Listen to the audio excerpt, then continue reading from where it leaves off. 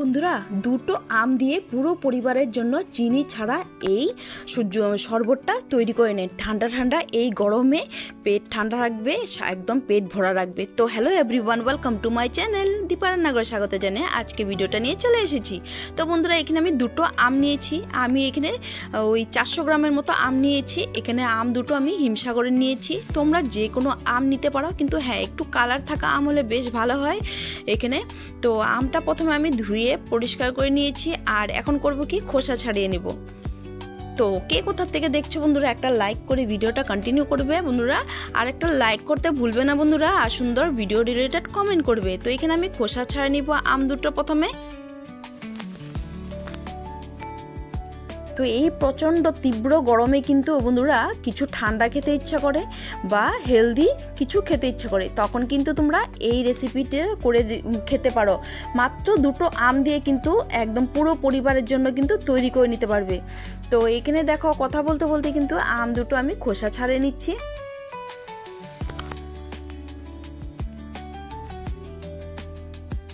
তো কে কোথা থেকে দেখছো বন্ধুরা, একটা লাইক করে ভিডিওটা দেখবে বন্ধুরা, আর ভিডিও শেষে সুন্দর ভিডিও রিলেটেড কমেন্ট করবে। আর যারা নতুন ভিজিট করছো, চ্যানেলটিকে সাবস্ক্রাইব করে পাশে থাকা বেল আইকন প্রেস করে দিবে, যাতে এই নতুন নতুন রেসিপিগুলো তোমরা সবার প্রথম নোটিফিকেশন পেয়ে যাও। সবাই তো আমের নিত্য নতুন রেসিপি করে দিচ্ছে, কিন্তু আমি তোমাদেরকে আজকে একদম ইউনিক একটা রেসিপি শেয়ার করলাম। তো আমগুলো আমি রাফলি কেটে নিব।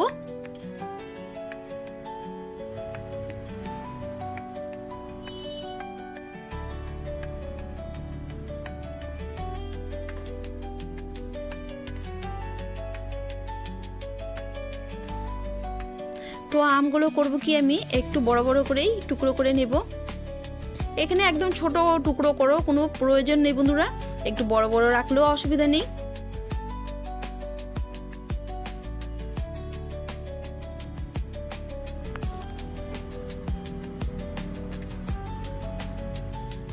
তো এখানে দেখো, আমগুলো অল্প আমি কেটে নিচ্ছি সুন্দর করে।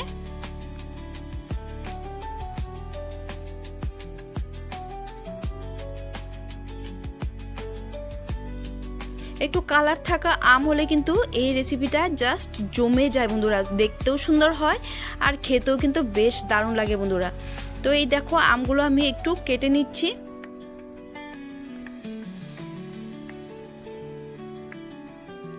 তো আমি ওই আমের বীজগুলো সরিয়ে নিব। তো আমের বীজগুলো তো এখানে আর কোনো প্রয়োজন নেই।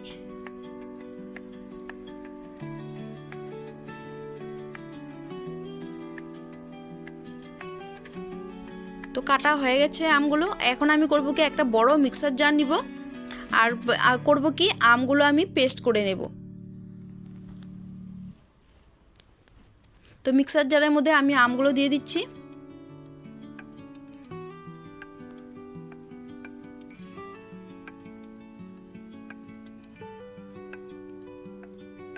তো এর মধ্যে আমি দিয়ে দিব 2 চামচ দুধ।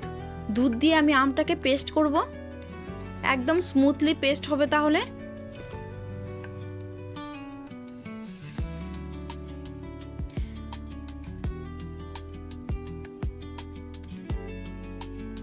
তো এখন দেখো, আমের পেস্টটা তৈরি হয়ে গেছে। চলো এখন গ্যাসের সামনে যাওয়া যাক। এদিকে আমি একটা কড়াই বসিয়ে দিয়েছি, আর কড়াইয়ের মধ্যে করব কি, দিয়ে দিব আমি 1/2 লিটার দুধ। তো ফুল ফ্যাট থাকা দুধ নিয়েছি আমি এখানে 1/2 লিটার, আর দুধটা আমি আগেও জাল দেওয়া ছিল। তো এইখানে আমি দুধটাকে একটু নাড়াচাড়া করে নিতে হবে, ওই মাঝে মাঝে একটু নাড়াচাড়া করে নিতে হবে, আর সুন্দর করে জাল করে নিতে হবে। তো একটু জাল উঠলেই তখনই কিন্তু এখানে আমি 2 চামচের মতো দুধ একটা বলে উঠে নিয়েছি।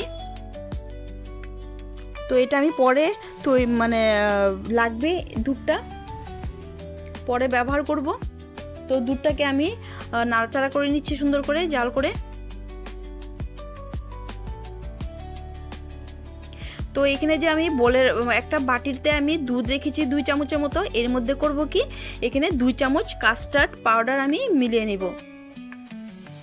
তো কাস্টার্ড পাউডারটা দিলে কি হবে, একটু ঘন হবে, আর এই রেসিপিটার জন্য একটু ঘন লাগবে আর খেতেও কিন্তু দারুণ লাগে। আর এখানে আমি ভ্যানিলা ফ্লেভারে কাস্টার্ড নিয়েছি। তো ভ্যানিলা ফ্লেভারে কাস্টার্ড আর আমের যে একটা মানে দুটো কম্বিনেশন কিন্তু বেশ দারুণ লাগে বন্ধুরা সেন্টটা।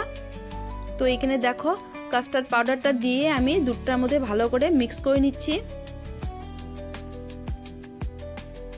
তো ইচ্ছা করেই আমি একটু বেশি করে দিয়েছি, এখানে কিন্তু আমার এই রেসিপির জন্য একটু ঘন ঘন লাগবে, সেজন্য আমি 2 চামচ ভরে ভরে আমি কাস্টার্ড দিয়েছি। এই দেখো প্রায় ঘন হয়ে এসেছে, আর একটু নাড়াচাড়া করে বেশ সুন্দর করে ফুটিয়ে নেব।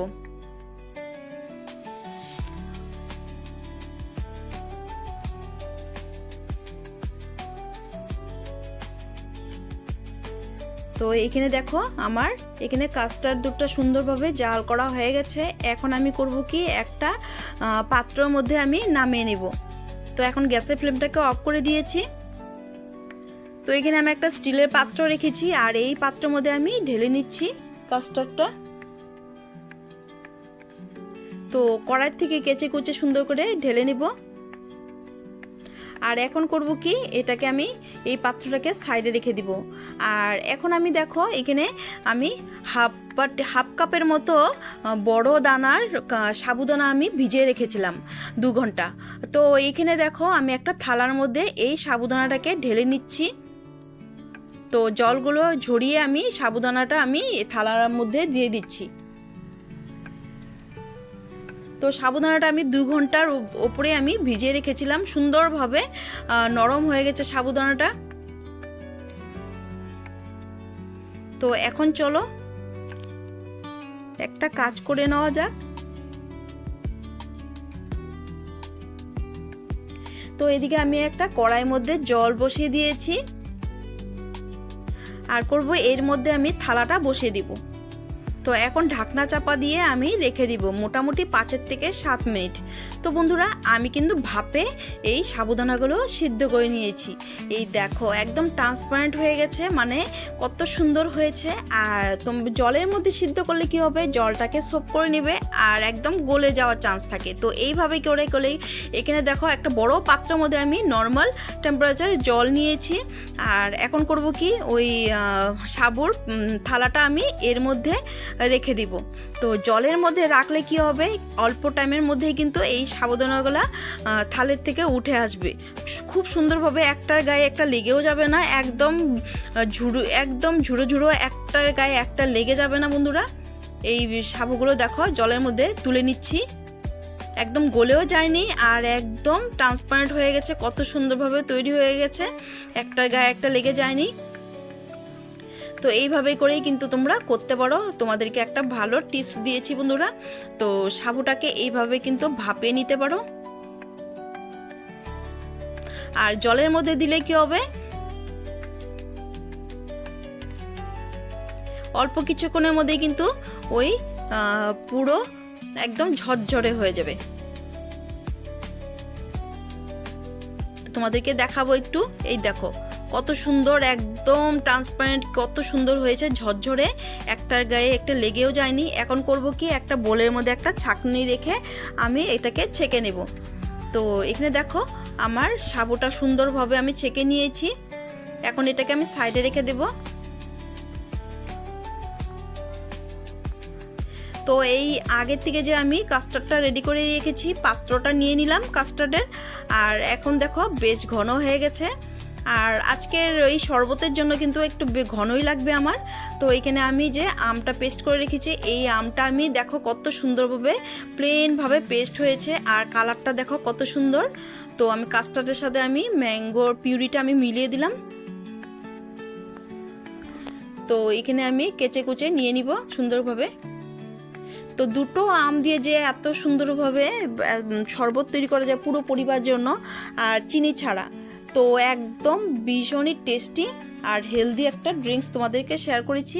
তো এখানে দেখো আমের সাথে সুন্দর কাস্টার্ডটাকে ভালো করে মিক্স করে নিব। তো কালারটা দেখো কত সুন্দর এসেছে।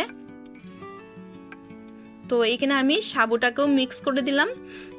এখানে কিন্তু দিয়ে দিলাম এখানে আমি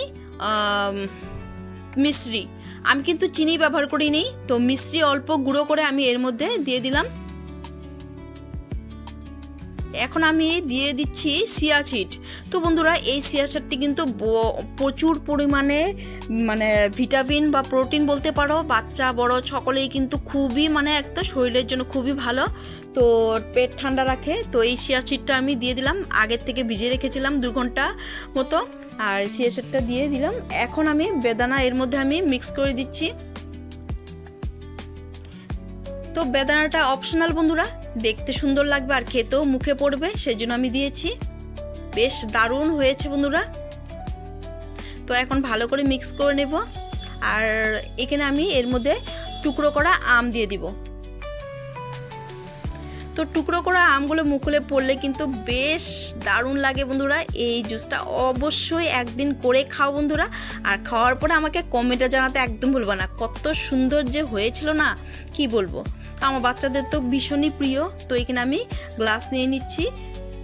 তো অবশ্যই করে ওই কাচের গ্লাসে কিন্তু সার্ভ করবে, আর যখনই অতিথি আসবে তখন কিন্তু এই ড্রিঙ্কস বা জুসটা কিন্তু তোমরা করে দিতে পারো। গ্লাসের মধ্যে আমি সুন্দর করে শরবতটা ঢেলে দিচ্ছি। তো কেমন লাগলো আজকের আমার এই শরবত রেসিপিটা বন্ধুরা। আর 2টো আম দিয়ে মোটামুটি 8 গ্লাস তৈরি হয় বন্ধুরা। তো এইখানে দেখো আমি সব গ্লাসের মধ্যে দিয়ে দিচ্ছি।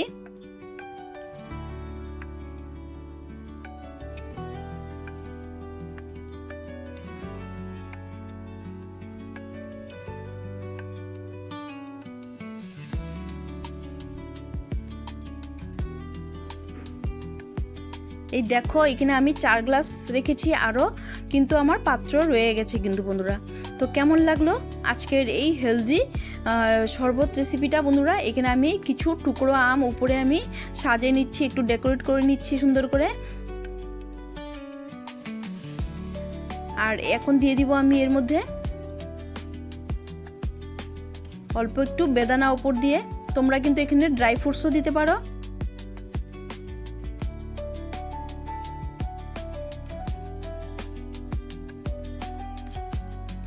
তো এখানে আমি অ্যাড করে দিব এখানে মালাই। তো আমি এখানে দুধের থেকে সর উঠে আমি একটু মিক্সারে ঘুরিয়ে নিয়েছিলাম। তো এখানে মালাইটা আমি ওপর দিয়ে দিয়ে দিচ্ছি, দেখতে সুন্দর লাগবে আর খেতেও কিন্তু দারুণ লাগবে বন্ধুরা। তো এখানে আমি দিয়ে দিচ্ছি মালাইটা উপর দিয়ে। তো দেখো কত সুন্দর লাগছে দেখতে। গরমে এই ঠান্ডা ঠান্ডা এই ড্রিঙ্কস বা শরবতটা পেলে সকালে যদি 1 গ্লাস খাওয়া যায় একদম সারাদিন পেট ভরা থাকবে বন্ধুরা। এতটাই টেস্টি আর হেলদি বন্ধুরা। তো কেমন লাগলো লাইক করতে ভুলবে না, আর কমেন্ট অপশানে একটা হাইপ আছে, হাইপ করে দিবে, আর চ্যানেলটাকে সাবস্ক্রাইব করে আমার পাশে থাকার অনুরোধ রইল বন্ধুরা। তো দেখো, তো আজকের জন্য আমি এখানে শেষ করবো। দেখা হবে নেক্সট পর্বে। ভালো থেকো, সুস্থ থেকো, টাটা।